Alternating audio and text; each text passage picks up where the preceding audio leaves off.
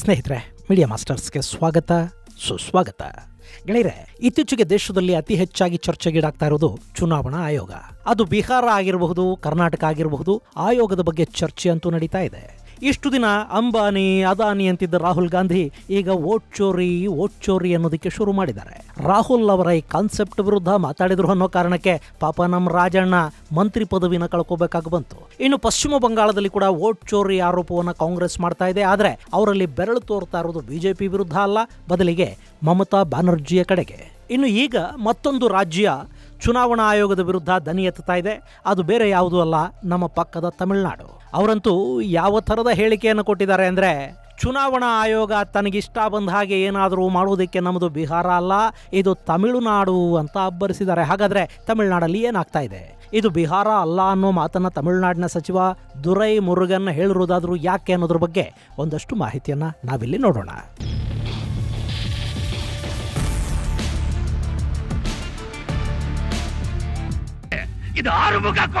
ಥೇಟ್ ಹಿಂಗೇನೆ ಕಣ್ರಿ, ಕೆಂಪೇಗೌಡ ಸಿನಿಮಾದ ರವಿಶಂಕರ್ ಸ್ಟೈಲಲ್ಲಿ ತಮಿಳುನಾಡಿನ ಸಚಿವ ದುರೈ ಮುರುಗನ್ ಇದು ತಮಿಳುನಾಡು ಬಿಹಾರ ಅಲ್ಲ ಅನ್ನೋ ಡೈಲಾಗ್ ಅನ್ನು ಹೊಡೆದಿದ್ದಾರೆ. ಸೆಪ್ಟೆಂಬರ್ 12ನೇ ತಾರೀಕು ವೆಲ್ಲೂರು ಬಳಿಯ ಸೆಂಬಕಂನಲ್ಲಿ ಪತ್ರಕರ್ತರನ್ನುದ್ದೇಶಿಸಿ ಮಾತಾಡ್ತಾ ಇದ್ದ ಮುರುಗನ್ ಬಾಯಲ್ಲಿ ಈ ಮುತ್ತು ಉದುರಿವೆ. ಆತನಿಗೆ ಬಿಹಾರ ನೆನಪಾಗೋದಕ್ಕೆ ಮತ್ತು ಇದು ಬಿಹಾರನ ತಮಿಳುನಾಡ ಅನ್ನೋ ಅನುಮಾನ ಬರೋದಕ್ಕೆ ಕಾರಣ ಆಗಿದ್ದು ಚುನಾವಣಾ ಆಯೋಗ ಮತ್ತು ಅದು ಇಡೀ ದೇಶದಲ್ಲಿ ಮಾಡೋದಕ್ಕೆ ಹೋಗ್ತಾ ಇರುವ ಸ್ಪೆಷಲ್ ಇಂಟೆನ್ಸಿವ್ ರಿವಿಷನ್.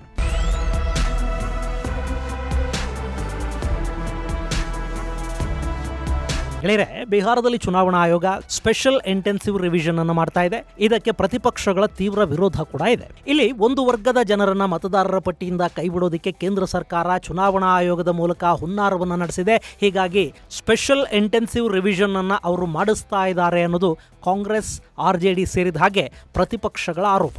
ಆದರೆ ವೋಟರ್ ಲಿಸ್ಟಲ್ಲಿ ನಕಲಿ ಮತದಾರರ ಹೆಸರುಗಳು ಸೇರ್ಕೊಂಡಿವೆ. ಬಾಂಗ್ಲಾದಿಂದ ಬಂದ ಅಕ್ರಮ ವಲಸಿಗರು ಕೂಡ ಭಾರತದ ಮತದಾರರಾಗಿದ್ದಾರೆ. ಅದನ್ನು ಸರಿಪಡಿಸಬೇಕಿದೆ. ಹೀಗಾಗಿ ವೋಟರ್ ಲಿಸ್ಟ್ನ ಶುದ್ಧೀಕರಣದ ಕೆಲಸ ಆಗಬೇಕು, ಅದನ್ನು ನಾವು ಮಾಡ್ತಾ ಇದ್ದೀವಿ ಅಂತ ಚುನಾವಣಾ ಆಯೋಗ ಹೇಳ್ತಾ ಇದೆ. ನಿಮಗೆ ನೆನಪಿರಬೇಕು, ಆಪರೇಷನ್ ಸಿಂಧೂರ್ ಸಂದರ್ಭದಲ್ಲಿ ಸಾಕಷ್ಟು ಜನ ಪಾಕಿಸ್ತಾನಿಗಳನ್ನು ಇಲ್ಲಿ ಪತ್ತೆ ಮಾಡಲಾಯಿತು. ಅವರಲ್ಲಿ ಒಂದಷ್ಟು ಜನ ನಮ್ಮ ಹೆಸರುಗಳು ಮತದಾರರ ಪಟ್ಟಿಯಲ್ಲಿವೆ, ನಾವು ಓಟು ಹಾಕಿದ್ದೀವಿ, ಈಗ ನಮ್ಮನ್ನು ಹೆಂಗೆ ದೇಶದಿಂದ ಹೊರ ಕಳುಹಿಸ್ತೀರಿ ಅಂತ ಕೇಳಿದರು. ಇನ್ನು ಮೊನ್ನೆ ಅಸ್ಸಾಮಲ್ಲಿ ಸ್ಯಾನಿಟೈಸೇಷನ್ ಕೆಲಸ ಶುರು ಆಯ್ತಲ್ಲ, ಆಗ ಅಕ್ರಮ ಬಾಂಗ್ಲಾ ವಲಸಿಗರನ್ನ ಹಿಡಿದು ಬಾಂಗ್ಲಾದೇಶಕ್ಕೆ ವಾಪಸ್ ಕಳುಹಿಸೋ ಕೆಲಸವನ್ನ ಅಲ್ಲಿನ ಸರ್ಕಾರ ಮಾಡ್ತು.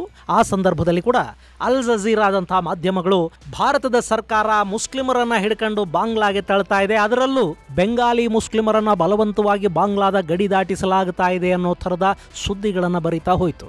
ಯಾಕೆ ಹೀಗೆ ಅಂದರೆ, ಅಲ್ಲಿ ಬಾಂಗ್ಲಾಗೆ ತಳ್ಳಲ್ಪಟ್ಟವರು ಬೆಂಗಾಲಿ ಮಾತಾಡ್ತಾ ಇದ್ರು, ಅವರು ಮುಸ್ಲಿಮರಾಗಿದ್ರು ಮತ್ತು ಅವರ ಬಳಿ ವೋಟರ್ ಐಡಿಗಳು ಆಧಾರ್ ಕಾರ್ಡುಗಳು ಕೂಡ ಇದ್ವು. ಅವು ನಕಲಿಯಾಗಿದ್ವು ಅನ್ನೋದು ಬೇರೆ ವಿಷಯ. ಆದರೆ ಹಾಗೆ ತಳ್ಳಲ್ಪಟ್ಟ ಕೆಲವರು ನಾವು BJPಗೆ ವೋಟ್ ಹಾಕೋದಿಲ್ಲ ಅಂತ ಅವರು ನಮ್ಮನ್ನು ದೇಶದಿಂದ ಹೊರಗೆ ಹಾಕ್ತಾ ಇದ್ದಾರೆ ಅನ್ನೋ ಆರೋಪಗಳನ್ನು ಕೂಡ ಮಾಡಿದರು. ಅದರ ಜೊತೆಗೆ ನಾವು ಬಾಂಗ್ಲಾದೇಶದಿಂದ ಬಂದವರು ಅನ್ನೋದನ್ನು ಕೂಡ ಅವರು ಒಪ್ಪಿಕೊಂಡ್ರು. ಅಲ್ಲ ರೀ, ಅವನು ಬಾಂಗ್ಲಾದೇಶಿ ಆದಮೇಲೆ ನಮ್ಮ ಚುನಾವಣೆಗಳಲ್ಲಿ ಅವನು ಹೆಂಗ್ರಿ ವೋಟ್ ಹಾಕ್ತಾನೆ? ನಮ್ಮಲ್ಲಿ ನಮ್ಮನ್ನ ಯಾರು ಆಳಬೇಕು ಅನ್ನೋದನ್ನ ಅಕ್ರಮವಾಗಿ ಗಡಿ ದಾಟಿ ಬಂದವನು ನಿರ್ಧಾರ ಮಾಡಬೇಕಾ? ಯಾವನೋ ನಮ್ಮವನೊಬ್ಬ ಬಾಂಗ್ಲಾದಿಂದಲೋ ಪಾಕಿಸ್ತಾನದಿಂದಲೋ ಕದ್ದು ಮದುವೆಯಾಗಿ ಬಂದು ಇನ್ಯಾರೋ ಕೆಲಸ ಮಾಡೋದಕ್ಕೆ ಅಂತ ಗಡಿ ದಾಟಿ ಕಳ್ಳ ಹಾದಿ ಮೂಲಕ ಇಲ್ಲಿಗೆ ಬಂದು ಅಂಥವರ ಹೆಸರುಗಳನ್ನು ಇಲ್ಲಿನ ವೋಟರ್ ಲಿಸ್ಟ್ಗೆ ಸೇರಿಸಿ ಅವರು ಮತದಾನ ಮಾಡಿ ನಮ್ಮ ಸರ್ಕಾರಗಳನ್ನು ಆಯ್ಕೆ ಮಾಡ್ತಾ ಹೋದರೆ ಗತಿ ಏನ್ರಿ? ಹೀಗಾಗಿನೇ ಅಂಥವರನ್ನು ಪತ್ತೆ ಮಾಡಿ ವೋಟರ್ ಲಿಸ್ಟಿಂದ ತೆಗೆದು ಮತದಾರರ ಪಟ್ಟಿಯನ್ನು ಸರಿಪಡಿಸೋದಕ್ಕೆ ಆಗಾಗ ಇಂಥ ಪ್ರಕ್ರಿಯೆಗಳು ನಡೀತಾ ಇರತ್ವೆ. ಅದನ್ನು SIR ಅಂದರೆ ಸ್ಪೆಷಲ್ ಇಂಟೆನ್ಸಿವ್ ರಿವಿಷನ್ ಅಂತ ಕರೀತಾರೆ. ಇನ್ನು ಇದು ಈಗ ಮಾತ್ರ ಆಗ್ತಾ ಇರೋದಲ್ಲ, ಈ ಹಿಂದೆ ಕೂಡ ಸಾಕಷ್ಟು ಬಾರಿ ಇಂಥ SIRಗಳಾಗಿವೆ. ಆದರೆ ಈ ಬಾರಿ ಇದು ಕಾಂಗ್ರೆಸ್ ಹಾಗೂ ಅದರ ಮಿತ್ರ ಪಕ್ಷಗಳಿಗೆ ಇಷ್ಟ ಆಗ್ತಾ ಇಲ್ಲ. ಆಡಳಿತಾರೂಢ BJP ಚುನಾವಣಾ ಆಯೋಗವನ್ನು ಬಳಸಿಕೊಂಡು ಮುಸ್ಲಿಮರನ್ನ ಮತದಾರರ ಪಟ್ಟಿಯಿಂದ ಹೊರಗಿಟ್ಟು ಚುನಾವಣೆಗಳನ್ನು ಮಾಡೋ ಪ್ರಯತ್ನ ಮಾಡ್ತಾ ಇದೆ. ಬಿಹಾರದಲ್ಲಿ ಸುಮಾರು 65 ಲಕ್ಷ ಮತದಾರರು ಸ್ಕ್ರೀನಿಂಗ್ ಅಲ್ಲಿದ್ದಾರೆ ಅಂತ ಹೇಳಲಾಗ್ತಾ ಇದೆ. ಅವರೆಲ್ಲ ಭಾರತದ ಪ್ರಜೆಗಳೇ. ವಿನಾಕಾರಣ ಅವ್ರ ಹತ್ರ ಇಲ್ಲದ ದಾಖಲೆಗಳನ್ನು ಕೇಳಿ ಅವರನ್ನ ಮತದಾನದಿಂದ ದೂರ ಇಡೋ ಕೆಲಸ ನಡೀತಿದೆ ಅನ್ನೋದು ಪ್ರತಿಪಕ್ಷಗಳು ಮಾಡ್ತಾ ಇರೋ ಆರೋಪ. ಈ ಹಿಂದೆಲ್ಲ ಚುನಾವಣೆ ಸೋತು ಕೂಡಲೇ ಮತಯಂತ್ರ ಸರಿ ಇಲ್ಲ ಅಂತ ಅವ್ರು ಹೇಳ್ತಾ ಇದ್ರು. ಬ್ಯಾಲೆಟ್ ಪೇಪರ್ ಅಲ್ಲಿ ಮತದಾನ ನಡೆದ್ರೆ ನಾವು ಗೆಲ್ತಿದ್ವಿ, EVM ಸರಿ ಇಲ್ಲ, ಹಿಂಗಾಗಿ ನಾವು ಸೋತ್ವಿ ಅಂತ ಹೇಳ್ಕೋತಾ ಇದ್ರು. ಈಗ ವೋಟ್ ಚೋರಿ ಅನ್ನೋದನ್ನ ಶುರು ಮಾಡಿದ್ದಾರೆ. ಚುನಾವಣಾ ಆಯೋಗನೇ ಸರಿ ಇಲ್ಲ ಅನ್ನೋ ಆರೋಪವನ್ನು ಮಾಡ್ತಾ ಇದ್ದಾರೆ. ಇನ್ನು ಇದು ಇಷ್ಟಕ್ಕೆ ಸುಮ್ಮನಾಗ್ತಾ ಇಲ್ಲ. ಬಿಹಾರದಲ್ಲಿ ರಿವಿಷನ್ ಮಾಡೋದು ಸರಿಯಲ್ಲ ಅಂತ ಹೇಳ್ತಿರೋ ಕಾಂಗ್ರೆಸ್ ಪಕ್ಷ ಕರ್ನಾಟಕದಲ್ಲಿ, ಅದರಲ್ಲೂ ಮಹದೇವಪುರ ವಿಧಾನಸಭಾ ಕ್ಷೇತ್ರದಲ್ಲಿ ವೋಟರ್ ಲಿಸ್ಟ್ನ ತುಂಬಾ ನಕಲಿ ಮತದಾರರೇ ಇದ್ರು ಅನ್ನೋ ಆರೋಪವನ್ನು ಕೂಡ ಮಾಡುತ್ತೆ. ವಾರಣಾಸಿಯಲ್ಲಿ ಕೂಡ ಇಂಥದ್ದೇ ನಕಲಿ ಮತದಾರರು ಸೇರ್ಕೊಂಡಿದ್ದಾರೆ ಅಂತ ಹೇಳುತ್ತೆ. ಅವರೆಲ್ಲ ಆ ನಕಲಿ ಮತದಾರರು ವೋಟ್ ಹಾಕಿದ್ದಕ್ಕೇನೆ ಅಲ್ಲೆಲ್ಲ ಬಿಜೆಪಿ ಗೆಲ್ತು ಅಂತ ಹೇಳುತ್ತೆ. ಇದು ಕೇವಲ ಒಂದೆರಡು ಕ್ಷೇತ್ರಗಳಲ್ಲಿ ಮಾತ್ರ ಅಲ್ಲ, ಭಾರತದ ಬಹುತೇಕ ಕ್ಷೇತ್ರಗಳಲ್ಲಿ ಹಿಂಗೆ ಆಗ್ತಾ ಇರೋದು ಅಂತ ರಾಹುಲ್ ಗಾಂಧಿ ಹೇಳ್ತಾರೆ. ಆದ್ರೆ ಬಿಹಾರದಲ್ಲಿ ಮತದಾರರ ಪಟ್ಟಿಯನ್ನ ಪರಿಷ್ಕರಿಸ್ತಾ ಇರೋದು ಸರಿಯಲ್ಲ ಅಂತ ಕೂಡ ಅವರೇ ಹೇಳ್ತಾರೆ. ಹಾಗಾದ್ರೆ ಪಟ್ಟಿ ಪರಿಷ್ಕರಣೆ ಮಾಡದೆ, ಇಂಟೆನ್ಸಿವ್ ರಿವಿಷನ್ ಆಗದೆ ನಕಲಿ ಮತದಾರರನ್ನ ಹುಡುಕಿ ಹೊರತೆಗೆಯೋದು ಹೇಗೆ? ಸೊ ಇಲ್ಲಿ ಭಾರತದ ನಾನಾ ಕ್ಷೇತ್ರಗಳಲ್ಲಿ ನಕಲಿ ಮತದಾರರಿದ್ದಾರೆ ಅಂತ ರಾಹುಲ್ ಗಾಂಧಿ ಅವರು ಹೇಳಿದ ನಂತರ ಚುನಾವಣಾ ಆಯೋಗ ದೇಶದ ಎಲ್ಲ ರಾಜ್ಯಗಳಲ್ಲೂ ಇಂಟೆನ್ಸಿವ್ ರಿವಿಷನ್ ಅನ್ನು ಮಾಡೋ ಮಾತಾಡ್ತು. ಕೇಂದ್ರ ಚುನಾವಣಾ ಆಯೋಗದ ಮುಖ್ಯಸ್ಥ ಜ್ಞಾನೇಶ್ ಕುಮಾರ್ ದೇಶವ್ಯಾಪಿ ಸರ್ ಕಾರ್ಯಕ್ರಮವನ್ನ ಕೈಗೊಳ್ತೀವಿ ಅಂತ ಹೇಳಿದ್ರು ಅಷ್ಟೇ. ಇದು ತಮಿಳುನಾಡಿನ ಆಡಳಿತ ಪಕ್ಷ ಇಂಡಿಕೂಟದ ಪ್ರಮುಖ ಮಿತ್ರ ಪಕ್ಷ ಡಿಎಂಕೆಯನ್ನ ಕೆರಳಿಸೋದಕ್ಕೆ ಶುರು ಮಾಡಿತು. ಈಗ ದೇಶದಾದ್ಯಂತ ಸ್ಪೆಷಲ್ ಇಂಟೆನ್ಸಿವ್ ರಿವಿಷನ್ ನಡೆದ್ರೆ ತಮಿಳುನಾಡಲ್ಲಿ ಕೂಡ ಅದು ನಡಿಬೇಕಾಗತ್ತೆ. ಮುಂದಿನ ಏಪ್ರಿಲ್ ತಿಂಗಳಲ್ಲಿ, ಅಂದ್ರೆ 2026ರ ಏಪ್ರಿಲ್ ಮೇ ತಿಂಗಳಲ್ಲಿ ಅಲ್ಲಿನ ವಿಧಾನಸಭೆಗೆ ಕೂಡ ಚುನಾವಣೆಗಳು ನಡಿಬೇಕು. ಅಲ್ಲಿನ ಮತದಾರರ ಪಟ್ಟಿ ಏನಾಗಿದೆಯೋ ಗೊತ್ತಿಲ್ಲ.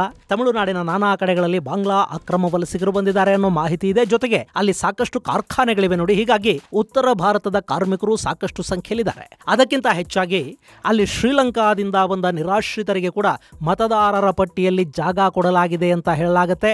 ಈಗ ಅಲ್ಲಿ ಇಂಟೆನ್ಸಿವ್ ರಿವಿಷನ್ ಶುರು ಆದ್ರೆ ಮತದಾರರ ಪಟ್ಟಿಯನ್ನ ಪರಿಷ್ಕರಣೆ ಮಾಡೋ ಕೆಲಸ ಆಗತ್ತೆ.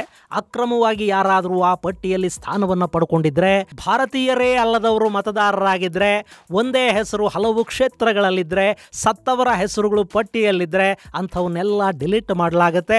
ಅದು ಯಾವುದೇ ರಾಜ್ಯದಲ್ಲಿ ಪಾರದರ್ಶಕ ಚುನಾವಣೆಗಳನ್ನು ನಡೆಸೋದಿಕ್ಕೆ ಆಗಾಗ ಚುನಾವಣಾ ಆಯೋಗ ಮಾಡಲೇಬೇಕಾದ ಕೆಲಸ. ಆದರೆ ಅದು ಯಾಕೋ ಏನೋ ಅಲ್ಲಿನ ಡಿಎಂಕೆ ಇದರ ವಿರುದ್ಧ ಸಿಡಿಮಿಡಿಗುಡ್ತಾ ಇದೆ. ಅದರಲ್ಲೂ ದುರೈ ಮುರುಗನ್ ಅನ್ನೋ ಮನುಷ್ಯ ಇಲ್ಲಿ ಸರ್ರು ಗಿರ್ರು ಏನೋ ನಡೆಯೋ ಹಂಗಿಲ್ಲ, ಇಲ್ಲಿರೋದು ತಳಪತಿ ಅಂತ ಹೇಳಿದ್ದಾರೆ. ಅಲ್ಲಿರೋದು ತಳಪತಿನೋ ಮೇಲ್ಪತಿನೋ ಅನ್ನೋದು ಮುಖ್ಯ ಅಲ್ಲ. ಅದು ತಮಿಳುನಾಡು ಇರಲಿ, ಬಿಹಾರ ಇರಲಿ, ಕರ್ನಾಟಕ ಅಥವಾ ಬಂಗಾಳ ಇರಲಿ, ಎಲ್ಲ ಕೂಡ ಭಾರತದ ಸಂವಿಧಾನದ ಅಡಿಯಲ್ಲೇ ಆಡಳಿತ ನಡೆಸಬೇಕು. ಆ ರಾಜ್ಯಗಳಲ್ಲೂ ಚುನಾವಣೆಗಳನ್ನು ಪಾರದರ್ಶಕವಾಗಿಯೇ ನಡೆಸಬೇಕು. ಹಾಗಾಗಬೇಕು ಅಂದ್ರೆ ಮತದಾರರ ಪಟ್ಟಿಯನ್ನ ಕ್ಲೀನ್ ಮಾಡೋ ಕೆಲಸ ನಡಿಲೇಬೇಕಲ್ವಾ? ಇನ್ನು ತಮಿಳುನಾಡು ಅನ್ನೋದು ಬಿಹಾರ ಅಲ್ಲ ಅಂತ ದುರೈ ಮುರುಗನ್ ಹೇಳಬೇಕಾದ ಅಗತ್ಯ ಇಲ್ಲ, ಯಾಕೆಂದ್ರೆ ಅದು ಎಲ್ಲರಿಗೂ ಗೊತ್ತಿದೆ. ಗೆಳೆಯರೆ, ಇವತ್ತು ತಮಿಳುನಾಡು ಅನ್ನೋದು ಆರ್ಥಿಕವಾಗಿ ಇಷ್ಟೊಂದು ಮುಂದುವರಿಯೋದಕ್ಕೆ ಕಾರಣ ಅದು ಈ ದೇಶದ ಎರಡನೇ ರಾಜಧಾನಿ ಆಗಲಿ ಅನ್ನೋ ದೂರದೃಷ್ಟಿಯಿಂದ ಅವತ್ತಿನ ಕೇಂದ್ರ ನಾಯಕರು ತೆಗೆದುಕೊಂಡ ಒಂದಷ್ಟು ಕ್ರಮಗಳು. ಅವತ್ತಿಗೆ ಚೈನಾ ಹಾಗೂ ಪಾಕಿಸ್ತಾನಗಳಿಂದ ಭಾರತ ವಿಪರೀತ ಆತಂಕವನ್ನು ಎದುರಿಸ್ತಾ ಇತ್ತು.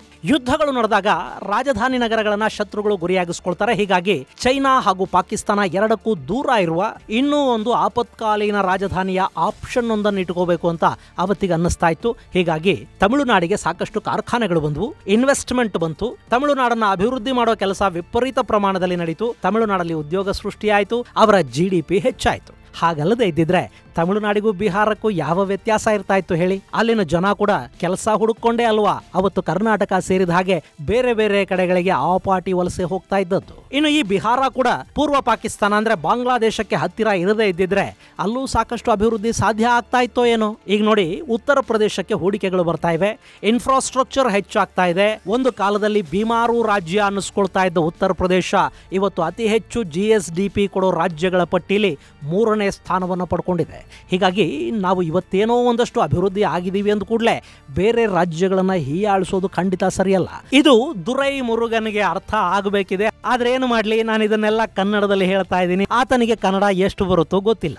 ಇನ್ನು ಮತದಾರರ ಪಟ್ಟಿಯನ್ನ ಕ್ಲೀನ್ ಮಾಡೋದು ಒಳ್ಳೆ ಕೆಲಸನೇ. ಅದರ ಜೊತೆ ವೋಟರ್ ಲಿಸ್ಟ್ ಅನ್ನ ಆಧಾರ್ ಜೊತೆ ಲಿಂಕ್ ಮಾಡಿದ್ರೆ ಬಹುಶಃ ನಮ್ಮಲ್ಲಿ ಡೂಪ್ಲಿಕೇಶನ್ ಅನ್ನ ತಡೆಯೋದಕ್ಕೆ ಸಾಧ್ಯ ಆಗಬಹುದೇನೋ. ಈಗ ನೋಡಿ, ನಾವು ಬೆಂಗಳೂರಲ್ಲಿ ಪ್ರತಿ ಬಾರಿಯೂ ಮತದಾನದ ಪರ್ಸೆಂಟೇಜ್ ಕಡಿಮೆ ಆಯ್ತು ಅಂತ ಅಂದ್ಕೋತೀವಿ. ವೋಟ್ ಹಾಕೋದನ್ನು ಬಿಟ್ಟು ಸಾಫ್ಟ್ವೇರ್ ಜನ ಟೂರ್ ಹೋಗ್ತಾರೆ ಅಂತ ಮಾತಾಡ್ಕೋತೀವಿ. ಪಾಪ ಬಿಟ್ಟಿ ಸಿಕ್ಕಿದ್ದಾರೆ ಕಣ್ರಿ ಅವರು ಪ್ರತಿ ಸಾರಿ ನಮ್ಮ ಹತ್ರ ಅನ್ನಿಸ್ಕೊಳ್ಳೋದಿಕ್ಕೆ. ಆದ್ರೆ ನಮ್ಮಲ್ಲಿ ಆಗೋದು ಹಂಗಲ್ಲ. ಬೇರೆ ಬೇರೆ ಊರುಗಳಿಂದ ಬೆಂಗಳೂರಿಗೆ ಬಂದು ನೆಲೆಸಿದ ಜನ ಇದಾರಲ್ಲ, ಅವರು ನಾನಾ ಕಾರಣಗಳಿಂದ ತಮ್ಮ ಊರುಗಳಲ್ಲಿ ಕೂಡ ವೋಟರ್ ಲಿಸ್ಟ್ಗಳಲ್ಲಿ ಹೆಸರಿಟ್ಕೊಂಡಿರ್ತಾರೆ. ಹಾಗೆ ಬೆಂಗಳೂರಿಗೆ ಬಂದ ನಂತರ ಇಲ್ಲಿನ ವೋಟರ್ ಲಿಸ್ಟ್ ಅಲ್ಲೂ ಅವರ ಹೆಸರನ್ನ ಸೇರಿಸ್ತಾರೆ. ವಿಧಾನಸಭೆ ಅಥವಾ ಲೋಕಸಭಾ ಚುನಾವಣೆಗಳು ಬಂದ ಕೂಡಲೇ ವೋಟ್ ಹಾಕೋದಿಕ್ಕೆ ತಮ್ಮ ಊರುಗಳಿಗೆ ಹೊರಟು ಹೋಗ್ತಾರೆ. ಹೀಗಾಗಿ ಬೆಂಗಳೂರಲ್ಲಿ ಮತದಾನದ ಪರ್ಸೆಂಟೇಜ್ ಕಡಿಮೆ ಆಗುತ್ತೆ. ಒಬ್ಬೇ ಮನುಷ್ಯ ಎರಡೆರಡು ಕಡೆಗಳಲ್ಲಿ ಮತದಾರ ಆದರೆ ಹಿಂಗೆ ಆಗೋದು. ಸೊ ಆಧಾರ್ ಜೋಡಣೆಯ ಮೂಲಕ ಇದನ್ನ ಸುಲಭವಾಗಿ ತಡೆಗಟ್ಟೋದಕ್ಕೆ ಸಾಧ್ಯ ಆಗುತ್ತೆ. ಚುನಾವಣಾ ಆಯೋಗ ಈ ಬಗ್ಗೆ ಕೂಡ ಸ್ವಲ್ಪ ಯೋಚನೆ ಮಾಡಲಿ. ಹಾಗೆ ದೇಶದ ಕೆಲ ಸ್ವಾಯತ್ತ ಸಂಸ್ಥೆಗಳಾದರೂ ಜನರ ನಂಬಿಕೆಯನ್ನು ಕಳ್ಕೋಬಾರ್ದು. ಅಂಥವುಗಳ ಪೈಕಿ ಚುನಾವಣಾ ಆಯೋಗ ಕೂಡ ಒಂದಷ್ಟು ತಪ್ಪುಗಳು ಸಹಜವಾಗಿ ಆಗತ್ವೆ. ಅವನ್ನ ಸರಿಪಡಿಸ್ಕೊಂಡು ಹೋಗೋ ಗುಣವನ್ನು ಅವರೂ ಬೆಳೆಸ್ಕೋಬೇಕು. ಈಗ ಬಿಹಾರದ ನಂತರ ಯಾವ್ಯಾವ ರಾಜ್ಯಗಳಲ್ಲಿ ಚುನಾವಣೆಗಳಿವೆಯೋ ಅಲ್ಲೆಲ್ಲ ಮತದಾರರ ಪಟ್ಟಿಯನ್ನು ಫಿಲ್ಟರ್ ಮಾಡೋ ಕೆಲಸ ಆರಂಭ ಆಗುತ್ತೆ. ಅದು ಸಕ್ರಮವಾಗಿ ಪಾರದರ್ಶಕವಾಗಿ ನಡೀಲಿ ಅಷ್ಟೇ. ಇದು ಗೆಳೆಯರೆ ಕೇಂದ್ರ ಚುನಾವಣಾ ಆಯೋಗದ ಸರ್ ಬಗ್ಗೆ ತಮಿಳುನಾಡಿನ ಸಚಿವರ ರಿಯಾಕ್ಷನ್ ಕುರಿತಾದ ಒಂದಷ್ಟು ಮಾಹಿತಿ. ಮುಂದಿನ ಸಂಚಿಕೆಯಲ್ಲಿ ಮತ್ತಷ್ಟು ವಿಶೇಷಗಳ ಜೊತೆ ಮತ್ತೆ ಭೇಟಿಯಾಗೋಣ. ಅಲ್ಲಿವರೆಗೆ ಜೈ ಹಿಂದ್, ಜೈ ಕರ್ನಾಟಕ.